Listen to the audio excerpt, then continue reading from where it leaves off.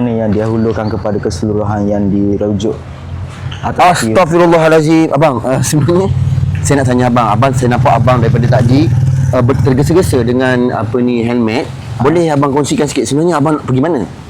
Saya nak pergi lepak kedai makan sekejap. Okey, kedai makan sekejap. Saya hari lalu dekat kawasan berkenaan. Jadi Okey, hari lalu berkenaan. dapat cue daripada semasa saya berperuntukkan untuk kerja saya. Motor hilang, kereta hilang, beg saya hilang, beg duit saya hilang duit hilang, kereta. Astaghfirullahalazim. Motor hilang, kereta hilang, Duit hilang, diamond hilang, dan rumah hilang. Abang, macam mana boleh hilang? Boleh abang ceritakan sikit? Tadi abang cakap saya daripada transaksi UFO. Transfer UFO diploma. Transfer UFO daripada diplomat. Daripada diplomasi dialysis. Astaghfirullahaladzim. Daripada diplomasi dialysis. Okey, abang ni cakap dia punya harta benda dia, motor, kereta, bangunan dan semua hilang ditransfer oleh UFO dialysis. Dan ditransfer oleh UFO diplomasi UFO punya antibody.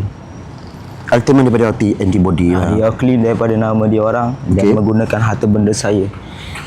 Daripada ulangan lalu saya digiling dan mak saya digiling, adik saya digiling oleh pembawa amanah kepada penjaga yang bernama keluarga yang berhampiran kepada orang luar yang mengaku. Ya Allah, ya Tuhanku, mak adik digiling oleh UFO ke siapa bang? Kereta. Ya Allah, ya Allah. Okey, saya nak buat kesilapan ini. Okey, abang nak buat kesilapan lagi pada masa akan datang. Tolong maklumkan kepada mereka. Saya akan maklumkan. Okey, saya akan maklumkan. Jauhkan mereka daripada semesta alam. Jauhkan mereka daripada semesta alam. Sebab Q tu, sebab Q tu merujuk kepada saya, Q tu balik kepada saya, laporan mereka laporan palsu. Laporan palsu. Bermakna ini adalah laporan palsu daripada UFO lah. Ke macam mana bang? Daripada UFO dialysis. Daripada UFO dialysis. Maniflans antibody. Maniflans as a antibody Ya Allah bang, abang nak makan ni? Ada abang nak pergi makan? Ada tak apalah. Ada wang tak? Ada. Abang ada wang? Abang pergi makan. Abang pergi makan. Abang sekejap bang, saya ambil mic saya. Jadi sekarang ni masalah daripada UFO lah. Memang masalah ni daripada UFO lah. So motor abang hilang semua daripada UFO lah. Saya akan ajukan masalah abang ni ke pihak atasan lah. Okey bang Belum buat laporan dan saya akan buat laporan.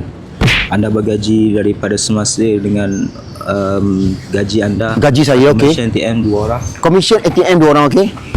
Bursa nama MBI, Bursa MBI, Bursa Negara. Bursa Negara. Baik bang. Okey, abang jaga hati-hati bang. Bang pakai helmet semula bang. Ada Bursa Negara. Baik bang. Okey. Jadi inilah dia guys, yang dikatakan diplomasi UFO yang membuatkan kita rasa bimbang dan risau.